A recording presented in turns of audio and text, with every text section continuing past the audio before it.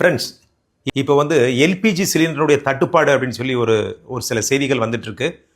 இதற்கு என்ன காரணம் அப்படின்னா, இந்த எல்பிஜி சிலிண்டர்ஸ் எல்லாமே சவுதி அரேபியா, கத்தார் இது போன்ற அரபு நாடுகளிலிருந்து ஹோர்முஸ் ஜலசந்தி வழியாக இந்தியாவிற்கு வருகின்றது. இந்த ஹோர்முஸ் ஜலசந்தியை ஈரான் மூடியிருப்பதால் அங்கு வரும் கப்பல்களை தாக்குவோம் என்று சொல்லதான் இந்த கப்பல்கள்லாம் அப்படியே நின்று போச்சு. அதனால் இப்போ சவுதி இது போன்ற நாடுகளிலிருந்து வருகின்ற கச்சா எண்ணெய் மற்றும் இந்த எல்பிஜி இதெல்லாம் தடைபட்டு விட்டது. இதன் காரணமாக தட்டுப்பாடு ஏற்பட்டுள்ளது.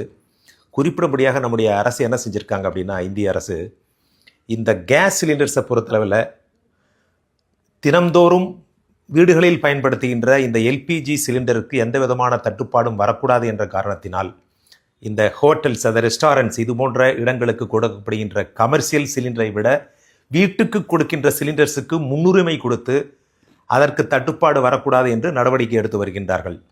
இதனால் தான் ஹோட்டல், ரெஸ்டாரண்ட்ஸ் இது போன்ற இடங்களுக்கு கொடுக்கின்ற கமர்ஷியல் சிலிண்டர்ஸினுடைய பற்றாக்குறை இருக்கின்றது. இதனால் இது போன்ற ரெஸ்டாரண்ட்ஸ் மூடப்படுமா என்ற கேள்விக்குறியும் எழுந்துள்ளது. இது சம்பந்தமாக ஹோட்டல் அசோசியேஷன் பிரசிடென்ட்ஸ் பல்வேறு அறிக்கைகளை விட்டு வருகின்றார்கள்.